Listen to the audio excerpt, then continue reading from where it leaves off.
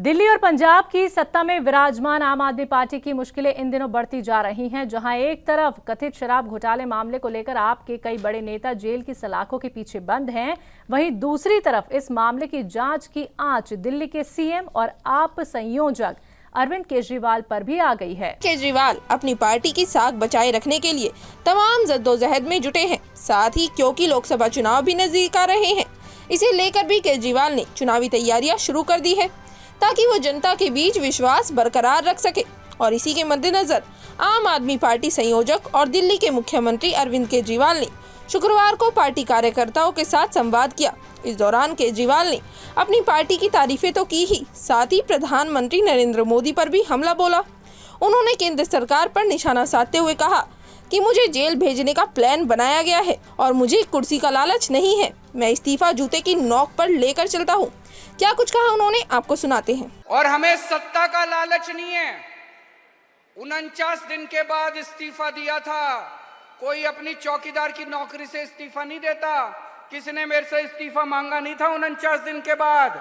मुझे लगता है दुनिया का पहला मुख्यमंत्री हूं जिसने अपनी मर्जी से 49 दिन के बाद इस्तीफा दे दिया था।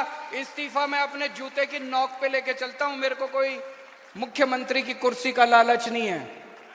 आर्कियोलॉजिकल सर्वे ऑफ इंडिया यानी एएसआई ने वाराणसी की एक अदालत में ज्ञानवापी मस्जिद कॉम्प्लेक्स के साइंसी सर्वे की रिपोर्ट दाखिल करने के लिए 15 दिन की तौसी मांगी है। एएसआई ने अदालत को बताया कि मस्जिद सर्वे की रिपोर्ट तकरीबन मुकम्मल हो चुकी है और सिर्फ जीपीआर की तरफ से की गई रिपोर्ट की तैयारी का अमल जारी है। एएसआई ने कहा कि साइट का साइंसी सर्वे मुकम्मल कर लिया गया है। 4 अगस्त से एएसआई ने ज्ञानवापी के अहाते का सर्वे इस बात का तयन करने के लिए किया कि क्या 17वीं सदी की मस्जिद किसी हिंदू मंदिर के पहले से मौजूद ढांचे पर तामीर की गई थी। ये सर्वे उस वक्त शुरू किया गया जब इलाहाबाद हाईकोर्ट ने वाराणसी की जिलाई अदालत के हुक्म को बरकरार रखते हुए एएसआई को ज्ञानवापी मस्जिद के अहाते में अपना सर्वे जारी रखने की इजाजत दी। हाईकोर्ट ने फैसला किया कि इस कदम को इंसाफ के हुसूल में जरूरी समझा जाता है। गुज़िश्ता रोज उत्तर प्रदेश के सहारनपुर जिले में एक मौलवी ने कहा कि मुस्लिम खवातीन को उन ब्यूटी सैलून में जाने से गुरेज करना चाहिए जहां मर्द मुलाजिम हैं। मुफ्ती असद कासमी ने खवातीन के लिए इस तरह के इदारों में मेकअप करवाने को हराम और गैर कानूनी करार दिया। कासमी ने मजीद मशवरा दिया कि खवातीन इसके बजाय ऐसे सैलून का इंतखाब करे जहां सिर्फ खवातीन मुलाजिम हों। आपको बता दें कि गुज़िश्ता माह कानपुर की खातून ने पुलिस में शिकायत दर्ज कराई थी कि उसके शौहर ने सऊदी अरब से फोन पर उसे 3 तलाक दे दिया। खातून ने शिकायत में इस बात का जिक्र किया है कि उसके शौहर ने उसे इसलिए तलाक दिया क्योंकि खातून ने अपनी आईब्रो बनवाई थी। खातून ने पुलिस को मजीद बताया कि उसका शौहर पुराने जमाने की सोच रखता था। राजस्थान के भरतपुर में वजीर आजम नरेंद्र मोदी ने आवाम से खिताब करते हुए कहा कि बीजेपी का अज़्म है राजस्थान को मुल्क की सरकर्दा रियासत बनाएंगे। बीजेपी का अज़्म है राजस्थान में बदउनवानी पर कड़ा प्रहार करेंगे। बीजेपी का अज़्म है खवातीन के लिए हिफाजती माहौल बनाएंगे। राजस्थान बीजेपी ने जो वादे किए हैं इन्हें पूरा करने के लिए हम जी जान लगा देंगे। और क्या कुछ कहा पीएम मोदी ने, सुनवाते हैं। साथियों, कांग्रेस ने राजस्थान की महिलाओं के विश्वास को भी चकनाचूर कर दिया। जो मुख्यमंत्री खुद कहे कि महिलाएं रेप के फर्जी मामले दर्ज करवाती है, क्या वो महिलाओं की सुरक्षा कर सकते हैं? क्या कोई मां, बहन, बेटी ऐसी बात खुद कह सकती है कि मेरे और ये क्या हो गया है कांग्रेस के लोगों को? राजस्थान बीजेपी ने जो वायदे किए हैं इन्हें पूरा करने के लिए हम जी जान लगा देंगे और आपसे किए ये वायदे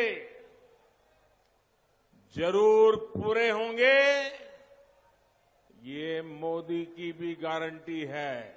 इन दिनों देश में 5 राज्यों में होने वाले विधानसभा चुनाव और कल यानी 19 नवंबर को होने वाले वर्ल्ड कप का फाइनल मुकाबला जबरदस्त चर्चाओं में है।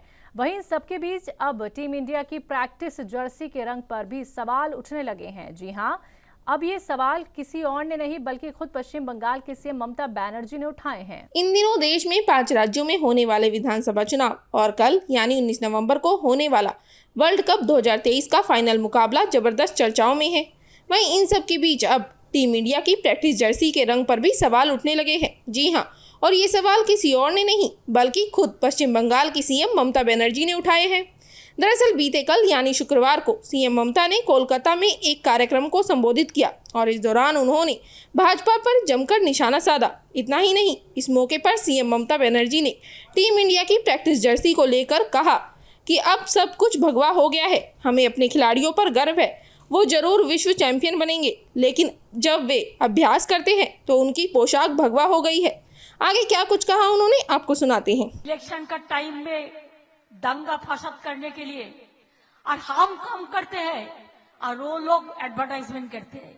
वो एडवर्टाइजमेंट का रुपया का टाका अगर मजदूर को दे देते तो हमारे 100 दिन का काम का रुपया के लिए ये मजदूर को रोने नहीं पड़ता।